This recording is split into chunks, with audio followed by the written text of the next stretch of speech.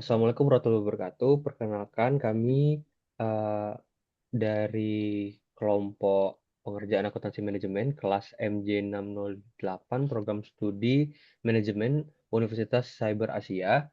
Di sini saya sendiri selaku Suretri Osla dan anggota kelompok lainnya itu Muhammad Atarik Raffi Hidayat. Kami akan melakukan jawaban atas studi kasus PT Boga Sejahtera di lini produk EcoWap. Selanjutnya, pada slide berikutnya akan dijelaskan oleh Bapak Muhammad Atarik. Ya, terima kasih Bapak Surya Tirosla. Selanjutnya ini adalah outline dari presentasi kita untuk membahas studi kasus dari PT Boga Sejahtera. Presentasi ini terbagi dalam 6 bagian besar. Bagian pertama kita akan mengenal profil PT Boga Sejahtera dan lini produk EcoRep secara singkat. Bagian kedua kita akan membahas perencanaan laba di awal tahun, mencakup perhitungan dari BEP, break-even point, dan target laba. Bagian ketiga adalah evaluasi efisiensi bahan baku menggunakan analisis varians harga dan kuantitas bahan baku. Bagian keempat, keputusan strategis make or buy. Apakah perusahaan sebaiknya memproduksi sendiri atau membeli dari pemasok? Bagian kelima adalah jawaban soal 2, yaitu analisis dan proyeksi strategis ke depan. Dan terakhir, bagian keenam, kesimpulan serta rekomendasi menyeluruh. Karena bagian ini kami susun runtut agar para audiens bisa mengikuti alur berpikir manajemen PT Boga Citra dari awal tahun hingga akhir tahun. Nah, di slide ini, PT Boga Citra adalah perusahaan manufaktur kemasan makanan yang berfokus pada produk ramah lingkungan. Di awal tahun, perusahaan meluncurkan lini produk baru bernama EcoWrap, yaitu kemasan berbahan dasar plastik daur ulang, sejalan dengan tren berkelanjutan atau sustainability yang semakin diminati pasar atau sedang viral saat ini. Nah, sepanjang tahun berjalan, manajemen menghadapi 3 keputusan besar yang saling berkaitan dan akan kita bahas satu persatu.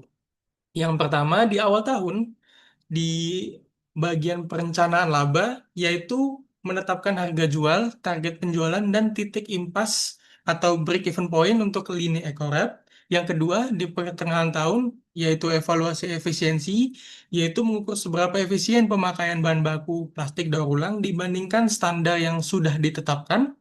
Yang ketiga, di akhir tahun nanti ada keputusan strategis di mana apakah perusahaan sebaiknya tetap memproduksi komponen sendiri atau membeli dari pemasok luar, make or buy gitu. Nah, ketiga tahapan ini akan menjadi kerangka pembahasan kita di bagian-bagian atau slide-slide selanjutnya. Soal satu, kita masuk ke soal satu bagian satu, yaitu perencanaan laba. Di sini kita akan menghitung break-even point atau titik impas lini EcoRep. Data yang kita ketahui, harga jual per unit adalah Rp5.000. Biaya variabel per unit Rp3.000. Biaya tetap per bulannya adalah 40 juta rupiah. Dan target penjualan sebesar 50.000 unit per bulan. Langkah pertama adalah kita harus menghitung contribution margin atau CM per unitnya, yaitu harga jual dikurangi biaya variabel 5.000 dikurangi 3.000, kita dapat menghasilkan 2.000 per unit. Nah, CM inilah yang nantinya menutup biaya tetap sebelum perusahaan menghasilkan laba. Selanjutnya, BEP dalam unit ini kita hitung dengan membagi biaya tetap dengan CM per unitnya. 40 juta dibagi dengan 2.000 sama dengan 20.000 unit.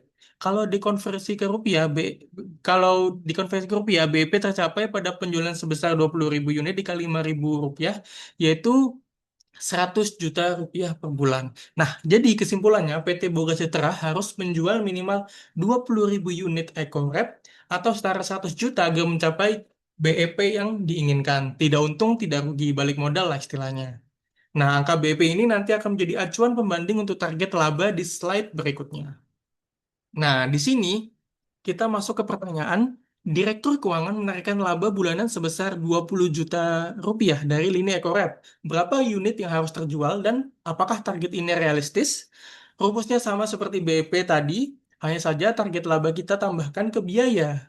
ke biaya tetap atau fixed cost-nya sebagai pembilang. 40 juta ditambah 20 juta dibagi 2.000 per unit. Hasilnya 30.000 unit.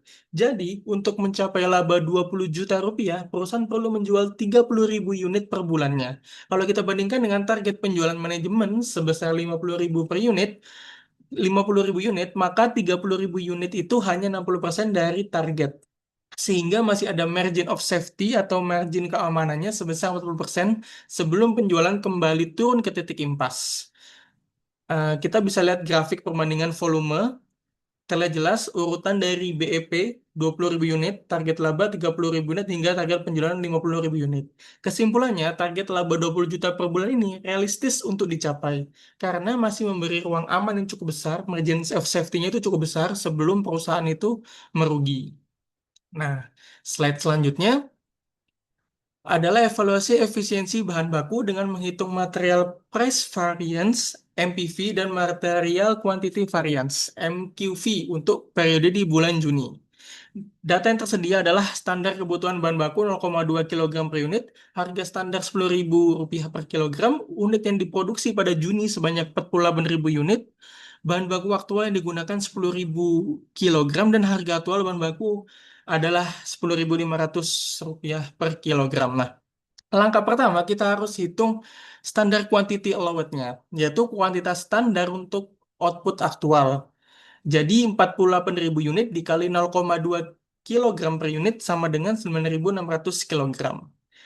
Material price variance atau MPV-nya dihitung dari selisih harga aktual dan standar dikali kuantitas aktual. Hasilnya 5 juta. Karena harga aktual lebih tinggi dari standar. Ini adalah unfavorable. Nah, material quantity variance dihitung dari selisih kuantitas aktual dan standar quantity allowed-nya dikali harga standar. Hasilnya 4 juta rupiah. Ini juga unfavorable karena pemakaian aktual melebihi kuantitas standar yang seharusnya. Jika dijumlahkan, total varian sebahan baku mencapai 9 juta rupiah. Semuanya unfavorable, artinya biaya aktual lebih tinggi dari yang seharusnya menurut standar. Nah, di slide ini, manajer produksi berargumen bahwa seluruh selisih biaya disebabkan kenaikan harga pasar. Pertanyaannya, apakah argumen ini benar? Mari kita lihat proporsinya. Dari total varian 9 juta, faktor eksternal atau MPV-nya itu menyumbang 5 juta, setara 56%. Ini disebabkan kenaikan harga plastik daur ulang di pasar yang memang di luar kendali bagian produksi. Jadi ini eksternal gitu. Namun ada faktor internalnya nih atau MQV-nya. Ini menyumbang 4 juta setara 44%. Ini disebabkan oleh pemborosan pemakaian bahan baku sebanyak 400 kilogram melebihi standar, dan ini menjadi tanggung jawab bagian produksi. Jadi, kesimpulannya, argumen manajer produksi tidak sepenuhnya didukung oleh data. Memang benar, sebagian varian disebabkan kenaikan harga pasar. Tapi, hampir separuhnya, yaitu 44%, tetap menjadi tanggung jawab internal produksi karena adanya pemborosan. Gitu. Nah, di slide selanjutnya akan dilanjutkan oleh Bapak Surya Triyoslah. Oke, untuk selanjutnya itu soal 1 bagian 3 terkait dengan decision making terkait apakah keputusan itu make or buy. Nah, masuk ke bagian 3 ini kita akan menganalisis keputusan strategis make or buy. Apakah PT Boga Sejahtera ini sebaiknya memproduksi sendiri atau membelinya dari pemasok. Analisis ini akan menggunakan pendekatan biaya relevan, yaitu biaya yang benar-benar berbeda antara kedua pilihan. Nah, poin penting terlebih dahulu yang perlu diketahui ya adalah biaya overhead pabrik tetap sebesar Rp150 per unit tidak akan berkurang meskipun produksinya dihentikan. Karena itu, biaya ini bersifat unavoidable atau tidak relevan dalam pengambilan keputusan ini. Dan kita harus keluarkan dari perhitungan yang akan kita lakukan. Rincian biaya relevan untuk membuat sendiri, bahan baku itu ada 400 perak, kemudian biaya tenaga kerja langsung ada 250 dan overhead variabel 100 sehingga totalnya kurang lebih sebesar Rp750 per unit. Kita bandingkan dengan harga beli dari pemasok yaitu Rp800 per unit sehingga diperoleh selisih Rp50 per unit yang artinya produksi sendiri lebih murah kurang lebih sebesar Rp50 per unit dibandingkan dengan membeli dari pemasok. Sekali lagi dapat saya tekankan bahwa overhead tetap sebesar Rp150 per unit sengaja dikecualikan dari perhitungan karena sifatnya tidak dapat dihindari. sehingga tidak relevan untuk membandingkan kedua opsi ini. Selanjutnya, untuk rekomendasi dan dampak finansial, berdasarkan analisis biaya relevan tadi, kami merekomendasikan bahwa PT Boga Sejahtera sebaiknya tetap memproduksi sendiri komponen tutup kemasan EcoWrap. Nah, kalau kita lihat dampak finansialnya, selisih biaya Rp50 per unit lebih murah dibandingkan membeli. Jika kita kalikan dengan kebutuhan komponen sebesar 50.000 unit per bulan, penghematannya dapat mencapai 2.500.000 rupiah per bulan. Dan jika kita proyeksikan untuk hitungan setahun, berarti kan 2,5 dikalikan dengan 12 kurang lebih dapat 30 juta per tahun. Perhitungan ini didasarkan pada asumsi bahwa kebutuhan komponen tetap itu konsisten di angka 50.000 unit setiap bulannya sepanjang setahun tersebut. Dengan demikian, keputusan mempertahankan produksi sendiri bukan hanya lebih murah secara unit, tapi memberikan dampak penghematan yang secara signifikan secara agregat dalam setahun. Selanjutnya, nah untuk yang berikutnya itu membahas terkait soal dua. Bagian pertama itu pertimbangan ekspansi kapasitas 20%. Ini lanjutan dari soal sebelumnya. Nah, dimulai dari poin pertama, faktor-faktor apa saja yang perlu dikaji sebelum PT Boga Sejahtera menambah kapasitas produksi sebesar 20% di tahun depan. Ada 6 faktor utama yang perlu dipertimbangkan. Yang pertama terkait dengan permintaan pasar. Apakah ada proyeksi kenaikan permintaan yang cukup untuk menyerap tambahan kapasitas tersebut? Yang kedua, pasokan bahan baku. Mengingat di bagian kedua soal pertama sebelumnya, kita sudah melihat adanya kelangkaan dan kenaikan harga plastik daur ulang. Stabilitas pasokan menjadi suatu hal yang perlu menjadi concern. Nah, yang ketiga, ada investasi modal, di mana kebutuhan capital expenditure atau CAPEX untuk mesin dan fasilitas baru, serta perhitungan payback period dan return on investment-nya. Keempat, biaya tetap atau step cost. Potensi kenaikan biaya tetap akibat ekspansi ini yang akan menggeser BEP atau break even point-nya ke level yang lebih tinggi. Yang kelima, ada labor atau tenaga kerjanya, di mana ketersediaan labor terampil untuk mendukung volume produksi baru itu perlu menjadikan pertimbangan. Yang keenam, ada persaingan serta sensitivitasnya, di mana elastisitas harga jual dan resiko perubahan biaya di masa depan. Jadi dari keenam faktor ini perlu dikaji secara menyeluruh dan komprehensif sebelum keputusan ekspansi diambil, agar tidak menimbulkan resiko finansial baru. Selanjutnya, untuk poin kedua dari soal kedua adalah langkah apa yang bisa diambil untuk menekan material quantity variance atau MQV, mengingat kita menemukan pemborosan 400 kg bahan baku di bagian dua soal satu tadi. Kami mengusulkan 5 langkah perbaikan operasional. Yang pertama, melatih operator, di mana mengajarkan teknik penggunaan bahan baku yang efisien, serta SOP pemotongan dan pencetakan yang tepat. Yang kedua, preventive maintenance, yaitu perawatan mesin secara berkala agar tidak menghasilkan scrap atau sisa bahan yang berlebih. Yang ketiga, penguatan quality control untuk mendeteksi dini penyimpangan pemakaian bahan baku sebelum menjadi kerugian yang besar. Yang keempat, ada evaluasi standar pemakaian, di mana meninjau ulang standar 0,2 kg per unit secara berkala untuk memastikan standar tersebut masih relevan dan kondisi produksi saat ini. Yang kelima, insentif efisiensi, yaitu memberikan reward bagi tim produksi yang berhasil menekan pemborosan bahan baku. Nah, kelima langkah ini saling melengkapi, mulai dari sisi manusia, mesin, kontrol kualitas, standar, hingga motivasi tim. Selanjutnya, jadi meskipun keputusan make or buy sudah tepat secara finansial saat ini, ada beberapa risiko jangka panjang yang perlu menjadi concern manajemen. Yang pertama, fluktuasi biaya, di mana perubahan harga bahan baku dan upah tenaga kerja di masa depan dapat mengubah selisih yang awalnya tadi 50 rupiah per unit yang kita hitung tadi, bahkan bisa membalikan keputusan. Yang kedua, teknologi pemasok.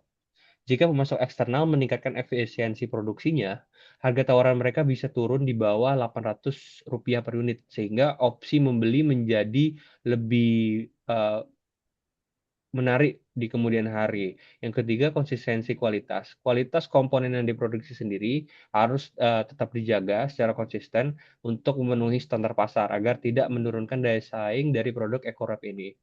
Yang keempat, keterbatasan kapasitas. Perlu diperhitungkan juga opportunity cost, yaitu jika fasilitas produksi ini justru dibutuhkan untuk lini produk utama lainnya. Yang kelima, yang terakhir, yaitu keusangan fasilitas. kebutuhan investasi peremajaan mesin atau capital expenditure di masa depan karena mesin yang digunakan kan terus-menerus lama-lama perlu diperbarui. Jadi meski keputusan produksi sendiri sudah tepat untuk saat ini, manajemen tetap perlu memantau kelima resiko ini secara berkala. Selanjutnya, poin terakhir dari soal kedua yaitu bagaimana proyeksi ini jika perusahaan menargetkan pertumbuhan laba sebesar 25% atau seperempat dari target laba sebelumnya.